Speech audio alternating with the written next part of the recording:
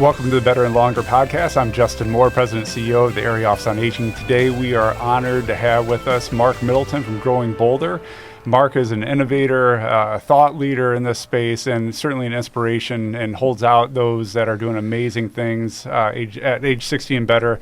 So, Marc, thank you for coming to the podcast. Justin, thanks for having me. I'm excited. So, Marc, for those that might not be familiar with Growing Bolder, can you just give kind of a quick overview for our listeners? Yeah, Growing Bolder is it's a media company, for lack of a better word. We are kind of a for-profit that doesn't make much money because we're mission-driven. We're a media company that produces television, radio, public. We've published a magazine. But Growing Bolder is just basically all about looking at aging through a prism of opportunity and possibility instead of loss and limitation. And, we've been doing this for almost 20 years, really one of the first out there that, we don't deny the reality of our mortality. Bad things happen to good people. Aging has many, many challenges, as does every life stage. But, it's really, unfortunately, a bit of a contrarian view these days because, as you know, the culture of aging in this country in general makes people resent growing older when we believe that we should be celebrating it. We believe that an extra day, an extra year, an extra decade is a blessing. And so that's kind of what we do, is tell stories of ordinary people who have figured out a way to enjoy their life, no matter their challenges. People who have been able to extract moments of joy out of their daily life, no matter how old they are, no matter what their challenges are. So you and I both are fortunate to have a common connection with Ken Dykewald. For those listeners that might not be familiar with Ken, amazing author, inspirational speaker, and the like in the field of aging. And when Ken asked me who is doing amazing work in this space that we're in, focusing on individuals that are age 60 and better, you're the first person that came out of my mouth. And I'm honored that and grateful for Ken connecting the two of us. Talk a little bit about how you got into the work that you're doing now. I was a local television sportscaster and newscaster. I worked in Phoenix and then Orlando. Was the sports director and the 6 and 11 o'clock anchor for sports, and then I switched to news and anchored the sunrise, the early morning news, and the noon news until 2006. I got a little bit disappointed, frustrated with when local news became basically a nightly crime report. The business model changed. I got into it because I love to tell stories. I believe that news is every bit as much about what happens in a community that's good as what happens that's bad. But all of a sudden there was cable news everywhere. There were news outlets everywhere, a proliferation of people reporting news. And, it was used to be back in the day when there were just 3 local news stations. It was a license to print money. And all of a sudden the business model changed. People started letting off staff. No longer were we able to do investigative reports. We didn't do, enterprise reporting. I just feared that I would end up one day on the end of a microphone standing in front of 7-Eleven reporting on the drug deal that went bad that night, or the mobile home fire, or the tragic traffic accident. We all see it. And I had 2 young kids at home, and I went from a stage of being proud of what I did to I wouldn't allow my kids to watch their dad anchor the evening news. And so I wanted to leverage the skills that I had. And it all happened, Justin, when the station shared market research with me, because I was one of the main anchors, and I looked at the market research, and they had done surveys, and the surveys were, what's your name, what's your age, and if the age was over 55, they discontinued the survey altogether. And I said, wait a second, why did you stop the survey here? And they said, well, they're over 55. And I said, but the average age of our viewer is 58, which is pretty much what it is nationwide. So you're telling me you don't care about our average viewer? And they said, no, we do, but advertisers don't. There's no benefit in creating content or really understanding the opinion of older adults. That sent me on a year-long I became an amateur demographer. I read Ken Dykewald's book back in the day, and I just became fascinated with the Age Wave, which was the name of Ken's first big book. And I wasn't fascinated so much with the numbers of of baby boomers, and I wasn't fascinated with the fact that they controlled more money than any older demographic in history. I was fascinated with the idea that older adults would live differently than any older adults in the history of humankind. And I thought it was just a fertile ground for telling stories that would be inspirational. And in good part, it was selfish because I just don't want to and never have wanted to buy into the ageist messaging that is so prevalent in our culture everywhere that wants us to hate ourselves. I mean, it literally does. There are thousands of companies making hundreds of millions of dollars by trying to lower our self-esteem, making me I cannot tell you, Justin, working in Phoenix and Orlando, how many people have come to me that have hair transplants, hair products, medication for, I'm bald. And they couldn't believe that. They said, no, Mark, we're not going to make you pay for this. We're going to give you this service. We're going to give you the treatment. We're going to give you all of this stuff. And I said, no, I'm not going to worry about it. I don't care. But that's what our culture does. It makes us resent every wrinkle, every hair that we lose, every pound that we gain. And pretty soon, we're just unhappy. And I didn't like that, so I thought I quit. I just walked in one day and quit, and with the intention of starting Growing Bolder. It took me 2 years to put together enough money to start hiring people. And they say now that I'm the only guy that ever escaped who came back over the wall and took others with him, because I went back and I hired the 2 best producers I ever worked with, the best videographer I ever worked with, and all 3 of them are still part of our team. Yeah, your content is inspirational. It is very well produced, and I think it's very engaging. Talk a little bit about, when you're talking about people's stories, talk about kind of your early formative days and somebody that maybe was inspirational to you that was age 60 and better. One of the greatest blessings I had was I worked in Phoenix. I replaced a guy by the name of Mike Leonard, who is still a very good friend of mine. Mike was a sportscaster in Phoenix. I was a swimming coach in Phoenix, and I used to watch the evening news. And Leonard, this is back in the 70s, so bizarre, so off the wall. He was fearless. And this is pre-internet. I called the station one day, just said, would you give Mike Leonard a message for me? And next thing I knew, he was on the phone. I said, Mike, you don't know me. I'm just calling to say that I admire what you do. I think it's fearless. I think it's incredibly creative. He invited me down there, and one thing, that's why I got into television. And when he left, I was hired to replace him. First job in television, which was really kind of remarkable. And the news director called me in. Now, I'm a sportscaster. News director called me in and said, Mark, your job is not to appeal to the sports fan. 85% of our audience are not sports fans. Your job is to appeal to Mrs. Jones. Mrs. Jones is 45 years old. She's got 2 kids, and she does not care about sports at all. She's going to get up and go to the kitchen when sports comes in. Your job is to keep her watching television. If I don't get 10 calls a month complaining about you, you're not doing your job. If I get 10,000, you're out of here. But you have got to figure out a way. So I learned how to tell stories. I never did a story on the star quarterback. I did a story on the star quarterback's mother. I never did a story on a big softball tournament on the undefeated team. I found the team that had never won a game and did a story from their point of view. So it was always a way of trying to tell a story that appealed to everybody. And that's what we do at Growing Bolder. We tell stories on older adults, tell stories on 100-year-olds. We're not telling these stories for other 100-year-olds. If they see it and they're motivated by it, I'm thrilled, and I love that. But we hear all the time from 20 and 30-year-olds that say, I missed church because I was listening to your radio show in the parking lot. I'm a 25-year-old college student. And so we just learned how to tell stories of ordinary people. We call them opals, ordinary people living extraordinary lives. And I know you and I do this. Ken Dykewald does it. Everybody quotes statistics. I do it all the time. I share the opinion of experts. I will quote. I do it all the time. But it doesn't change anybody's life. What we have learned at Growing Bolder is the only thing that really flips the switch, the only thing that truly affects personal transformation is when we can see ourselves in others.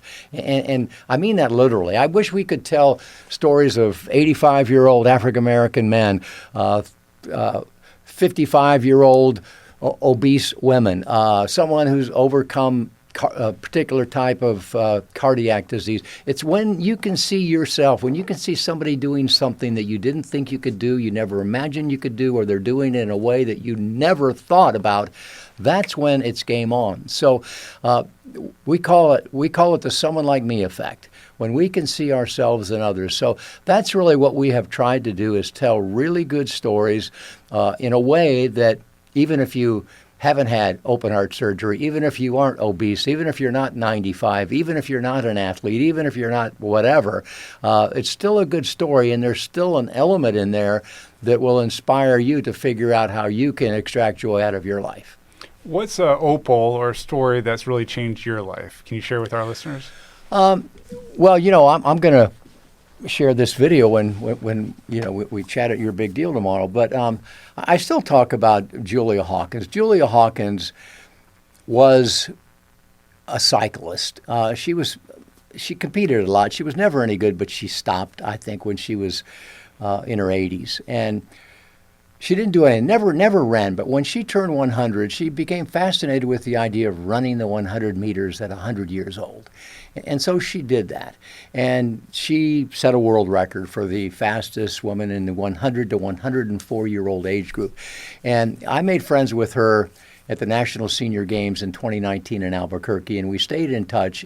And I heard that she was going to, at 105 years old, become the first human being to run in a sanctioned track and field event in the 105 to 109-year-old age group. So I grabbed a little camera, flew by myself to Louisiana, to the Louisiana State Games, went to her home, hung out with her in her home where she lived alone, walked in her backyard where she grew bonsai trees and everything in her yard was an indigenous plant species from Louisiana. Just a fascinating woman. And then we went to the track meet the next day, and I shot this videotape, and I shared it with the National Senior Games. I loved it because we put a Growing Bolder logo on it. And we made it free and available to anybody, and everybody in the world picked it up. Had 586 million impressions, almost 950. It was almost a billion impressions, and we made no money on it because we didn't monetize it in any way. But her whole deal is, I asked her, why do you do it? Aren't you afraid? Because she had cardiac issues. And she said, yes, I'm afraid. I take care of some personal business every time before I go to a meet like this because you just don't know what's going to happen. It's hard to even stand still at 105 years old. She couldn't see 3 feet in front of her. And she said, but when you get to be old, yes, you're afraid, but you have to look fear in the face and you have to run. And not literally, but you have to lean into life. It's the dignity of risk. It's doing things that you want to do, even though people are telling you shouldn't do it. And she said, I'm doing this for no other reason than to inspire people. If I can inspire other older adults to know that more is possible, if that's what the good Lord is keeping me alive to do, then I'm going to keep doing it. And she died this past year at 108. Never ran again. It was the last video ever taken of her. One day, Banana George called me up. Banana George was the world's oldest barefoot water skier. He lived in Winter Haven, Florida, and I knew he had been bedridden for 6 months. He was 93 years old. Every time he barefoot water ski was a new world record. Guinness Book of World Records. He was a wild man. He called me up and said, Mark, I'm going to go barefoot water skiing tomorrow.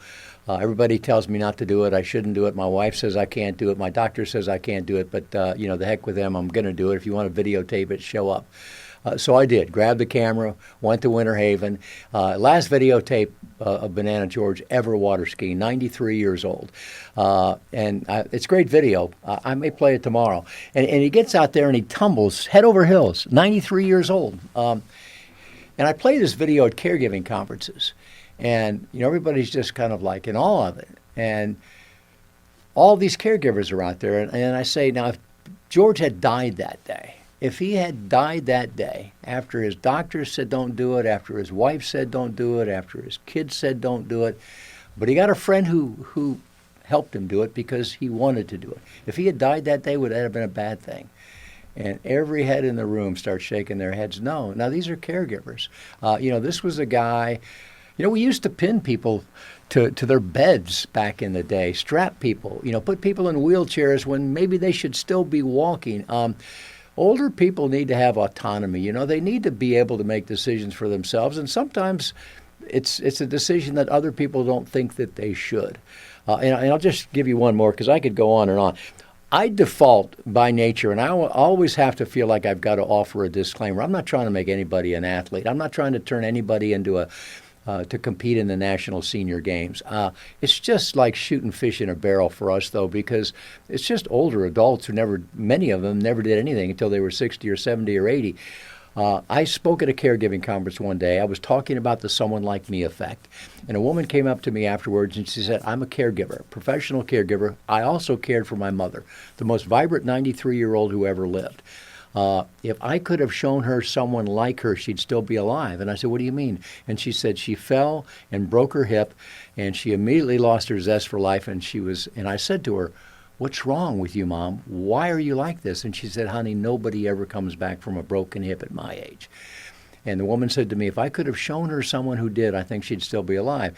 Well, lo and behold, 6 months later, at the National Senior Games, I'm asking people, do you know anybody? And someone said, go talk to Dot over here. So Dot is 93 years old. She fell out of bed at 92, shattered her hip. Doctors told her family, don't expect her to survive surgery because she probably won't. When she did, physical therapist said, do not encourage her to walk because it will end badly. She's in a wheelchair now. 18 months later, she's running in the National Senior Games because they ignored all of that. She wanted to run, and she was able to. She didn't run fast. She didn't look like Usain Bolt, but she got up there and she ran 100 meters at 95 years old, 18 months after shattering her hip. So ordinary people doing extraordinary things that nobody's ever heard of, and most media has no interest in telling their stories except for us. Do you have a goal on how long you'd like to live? You know what? It's a great question, and I asked that in a lot of the talks. Do you want to live to be 100? And it's interesting to see the hands that come up. Here's what personally I want to do. I want to live as hard as I can, as engaged as I can, having as much fun as I can, taking the risks that I want to take for as long as I can. No matter what I get, I will fight it as hard as I can until I surrender.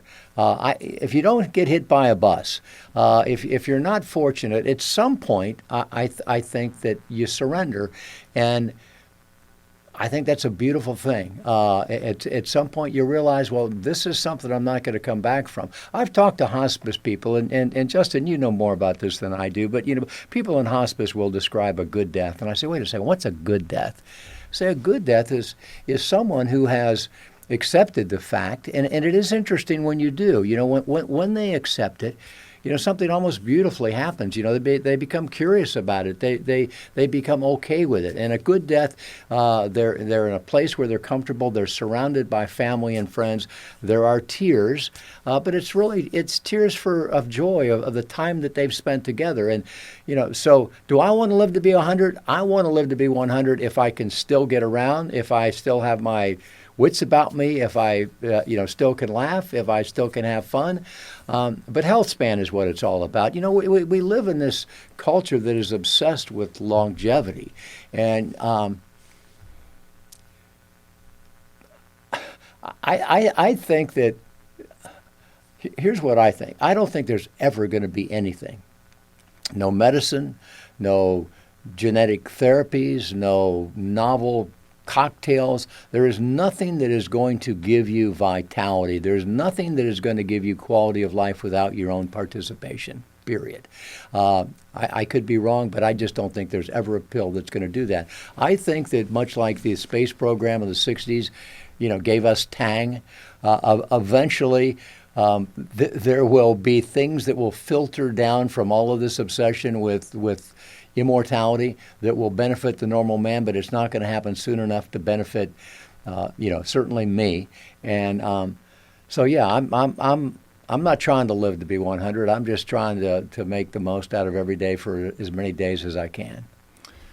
One of the things that came to mind as you were talking is my grandpa, and he had dementia and was living in an assisted living facility, and along with my grandma, who also had dementia.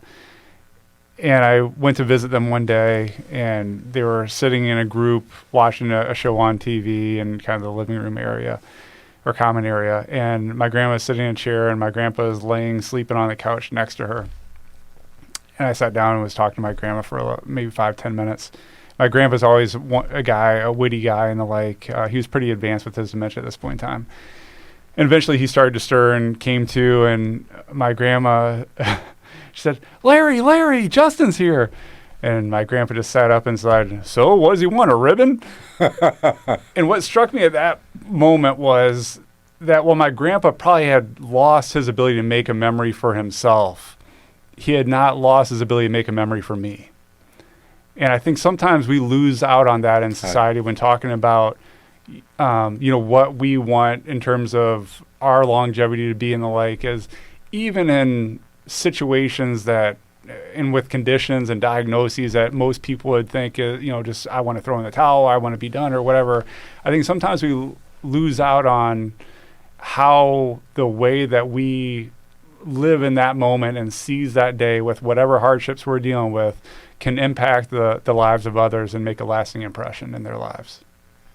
Totally agree. Yeah, it's and that's the thing that you learn when you spend any time at all with people, even in advanced stages of dementia. They still have the ability themselves to live in the moment. And isn't that what we're all trying to do? That maybe is all they can do, but that's what we're all trying to do. And that's become one of my main talking points as I talk about aging, is because you lose all credibility if you pretend that it's just a fun and happy ride. I mean, aging, I experience new things every year as I get older that you start to understand pain. You start to understand the frustration. You start to understand the aches. You start to understand, lack of so many different things.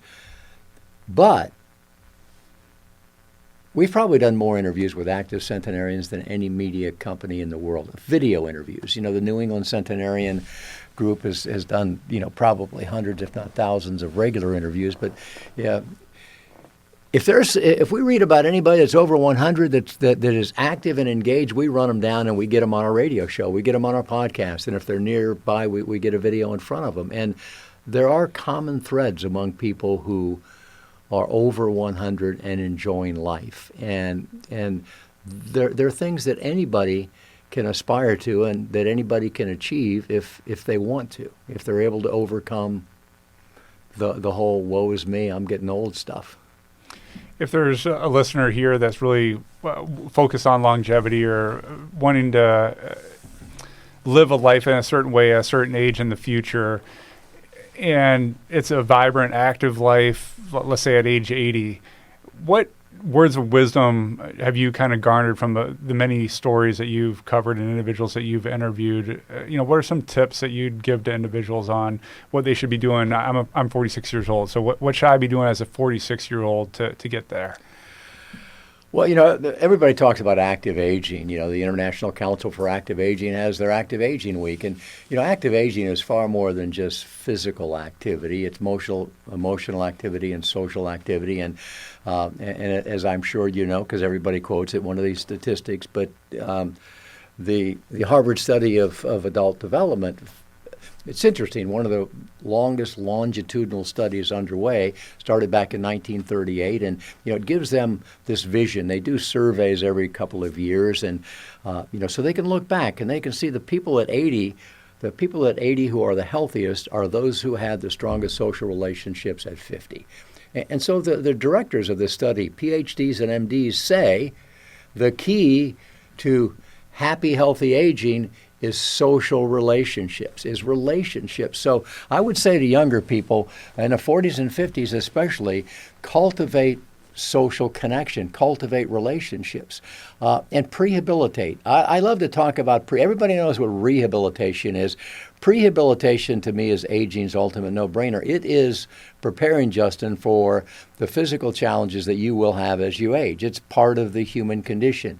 We will all experience a series of physical setbacks, and to a very large extent, the types of interventions that are made available to us, the extent of our recovery after those interventions, and the speed of our recovery is largely determined and dependent upon our overall health and well-being at the time. And so you should now be preparing for that. Here's the cool thing about fitness. You can bank fitness. You can bank strength. I don't want to get too deep into this, but muscle cells are unique in the body in that they are multinucleated. The only cells in the body that have more than one nucleus. And if you exercise and work out and stop, your muscles will atrophy, but these nuclei never go away. They stay there. And so even 10, 20, 30, 40 years later, you start to work out again, you have almost an immediate response. So even if you don't stick with it. If you exercise for 10 years now, it is going to pay incredible benefits. If you stop for 20 or 30 years, it's going to pay incredible benefits when you're 80 or 90 years old. So socialize and move. You know, this is the thing that, you know, people have don't like to talk about. There's you have to lift weights. You really do. I mean, they do studies with people in 80s and 90s that have never done anything, and they're not over-exercising. They're doing it with their doctor's permission.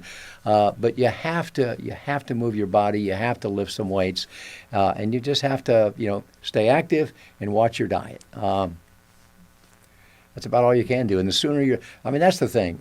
It's never too late to start, and the sooner you start, the better. That's right.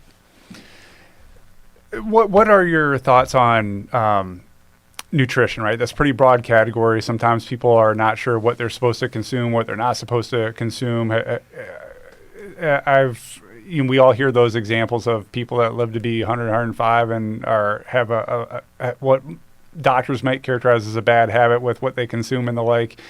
Have you noticed with the different stories and with your own personal life things that are some pretty tried and true kind of tips on what to consume, how to consume it?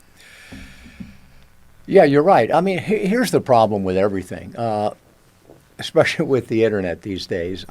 You can find information that will support whatever belief you want to have. If you want to believe that drinking Coke and eating bacon is healthy for you, you will find someone that is saying that on the internet, more than likely funded by Coca-Cola and the American Bacon Society, if there is such a thing.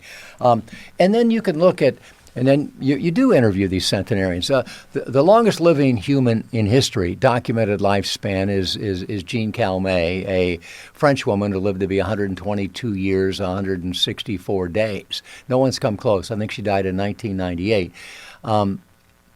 She had a glass of wine every night. She ate 2.5 pounds of chocolate a week, and until she was 117, she smoked a single cigarette every day. And she later said, the only reason I quit smoking that single cigarette is that my hands were so arthritic, I was afraid I would drop the cigarette and light my house on fire.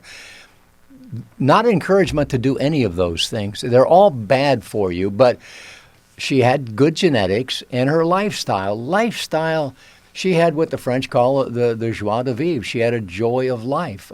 She took up fencing in her late 80s. She rode her bike daily until she was 102. She lived alone until she was 110. So diet is important. And you will read that I read 5-6 years ago, the oldest woman in America, her secret to longevity was Texas Pete hot sauce. It's just crazy. But to get down to it, our microbiome is critically important. Our gut is critically important, and we put so much ultra-processed food into our body that it is killing us. We have to get away from eating ultra-processed food. I mean, that's the deal. The U.S. is number one in the world in healthcare expenditures. We are number 47 in the world in life expectancy at birth, and we're 68th in the world in health span. I mean, we are totally blowing it, and a good bit of it is due to what we eat and what we consume. And there's been a lot of stuff that's come out lately that said alcohol is, don't fool yourself. I used to love a good glass of red wine, and on occasion I will still drink it, but I've heard so much about alcohol, I just rarely drink anything anymore. I've cut almost sugar out of my diet altogether because sugar creates a whole lot of inflammation. I haven't had a piece of red meat since 1975. I personally put a dent in the chicken population, though. I probably eat too much chicken and fish. But, you don't have to be a fanatic, because there are examples of people who, I mean, good Lord, I ran into a guy at a swim meet who is on the carnivore diet. That's all he eats is meat. And he says he feels better than he ever did. In general, most people, by and large, will tell you need to gravitate toward a plant-based diet. You have to cut back red meat. You can't eat processed meat. You should not smoke, and you shouldn't drink any alcohol. And above and beyond that, do your thing. When it comes to motivation, right? Sometimes people might in their head know what they're supposed to eat, know what they're supposed to do, exercise and the like, but sometimes motivation is the limiting factor, or keeping them from doing all those things that they know they should do. Talk about a movie that motivates you or inspires you that maybe our listeners should check out if they haven't already done so. Wow. Man, I didn't see that question coming. I'm going to have to think about that, Justin. I don't know a movie, a particular movie. Do you have one? So I think that there's, I'm drawing a blank on the name right now, but there's a movie about a group of singers, like a choral group, and that's later in life, and touring around and having all kinds of fanfare and the like. That's one that comes to mind as being inspirational for what people can do later in life. Is it a documentary? It is. Yeah. I have very eclectic taste in film. I can't recommend anything, but I will think about that. Okay. And I'll email it to you. All right. What about music? What's a music that motivates you, or a band, a group? I have very eclectic taste in music as well. I'd love to listen to pop music. I grew up in the 60s and 70s, so classic rock I enjoy listening to. But I can enjoy just about any kind of music, and I find myself, I like rap. I like it all. What about who's on the top of your person to interview list? Who would I like to interview? Mm-hmm. Wow, that's a really good question. Having worked in, I honestly forget. We've done, I think, 4,000 interviews for our radio show. Wow. We've done, I think we're on 480 radio show, and when we did it originally, it was 4 6-minute, 5, 6, 7-minute interviews per one. The people that we've had on a radio show, it's a who's who of everybody, and honestly I forget. There's almost nobody that we've gone after that we haven't gotten. Paul McCartney, we've always used, let's get Paul McCartney. We've not got Paul McCartney. But above and beyond that, I don't know. I don't really have a hit list out there. I know that sounds terrible for somebody in the media, but we have interviewed so many sports stars and celebrities that it's, we could do, and I often talk to our team, I prove me wrong. We did the last interview ever with Jack LaLanne, who was the first guy to create a health club back in the 30s. The first guy to recommend that. When he said athletes should lift weights, people said you're crazy. Athletes can't lift weights; they'll have no more flexibility. They won't be able to move around. And then he said that women should lift weights, and they said no, it'll kill women. And then he said older people should lift weights. It was a great interview. We interviewed maybe Andy Williams, who sang Moon River on the radio for us. And I often say we could put together a whole series of last interviews ever with. But who would I like to interview today?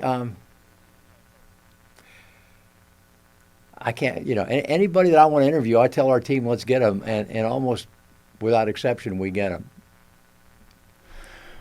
Is there anything that we have not talked about that you think is important for our listeners to know when it comes to aging better, better and longer, or just in general, this whole theory of aging is cool, everybody's doing it? What comes to mind for you that you think is important to share with our listeners? I mean, I love the spin you're putting on it, because it absolutely is true. But the truth of the matter is, it's kind of like a Dickens novel. It's the best of times and it's the worst of times.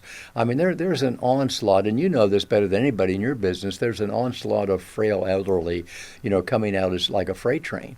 And it's the best of times and the worst of times when it comes to aging. It absolutely has the potential to be cool, which is why we try to share stories of ordinary people who are making it cool. But I mentioned we've done more interviews with active centenarians, and there are some common threads. And one of them is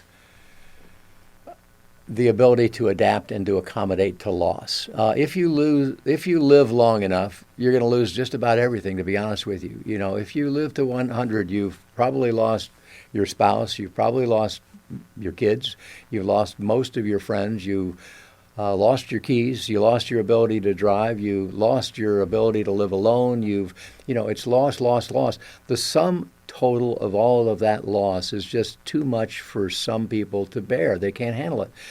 People that are over 100, people in their 90s, that are still digging life and still having fun, have the ability to mourn and move on. They have the ability to adapt and accommodate. They have the ability to still extract joy out of the things that brought them joy, but maybe in a different way. One of the examples I use, is Grandma Moses. Grandma Moses was a woman that lived on a farm. That's all she did. She liked to do needlework. She did fine needlework, but her hands got to be so arthritic she couldn't do it. This is a woman that's all she lived for. She lived to do her needlework, and when she couldn't do it anymore, she realized she could paint. So she could hold a paintbrush, so she started slapping paint around on canvas, and her paintings sold for $1 million after she died. I tell a story about a guy by the name of Gordy Shields, who was a tennis player. He was a ranked tennis player, but he had a congenital condition with his back. His spine just got worse and worse and worse, like many old people. And pretty soon it was so bad he couldn't walk without a cane, or he would fall down. He would do a face plant.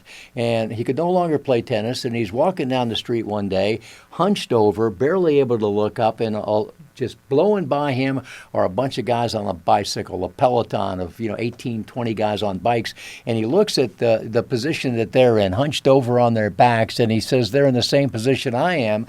Gordy goes and buys himself a bike, and within 3 years, he broke every world record that there was in bike and cycle racing for old guys. He adapted and he accommodated. So, whatever it is, don't give it up. Find a way to still extract the joy out of it. That's, one of the most common denominators about older people. As we age, one of my favorite quotes comes from Bill Thomas. Bill Thomas, geriatrician, very interesting guy. And, we interviewed Bill, and, Bill said, people think aging is a problem. Aging is not a problem. Aging is a process that allows you to get rid of that which matters least so that you can focus on that which matters most. So quit bemoaning the fact that you can't hit a fastball like you did in high school, and understand as you age that many of the gifts that we have can get more powerful. Empathy, compassion, perseverance, thoughtfulness, creativity, curiosity. These things have nothing to do with age. We just have to start looking at developing the natural talents that we have that never go away. And if you can do that, then life still can be fun and interesting. Absolutely. Well, thanks for all you're doing to promote and celebrate aging. We certainly appreciate, Marc Middleton, you taking time out of your busy schedule to be with us today and share your wisdom and inspiration with our listeners. Well, you know what? I'm honored that you asked me, Justin, to be honest with you, because I've looked into what you guys are doing here. And I have to say, I'm just so blown away by it, because I know I have a lot of friends in the senior service industries, and taking care of the everyday needs of older adults is just it's an incredible job. It's a job that I'm not sure how you do it, and yet you guys are still out here not only understanding, but trying to help people understand that their mindset about aging is one of the most important things that we can do. What the mind believes, the body embraces. And if we can change the way we think about aging, we can change the way we age. And I've been saying for years to anybody in the senior service industry, and a lot of them just roll their eyes, you do not, that if as busy as you are, as huge as the burden is, you have to find a way to inspire younger adults to change the mindset of people in their 40s and 50s about aging. Because if you can do that, then you're going to slow this onslaught of frail elderly that you're trying to deal with every day. So thank you for all you do. Thank you, Marc. And thank you, listeners, for joining us today. Until we meet again, keep living better and longer.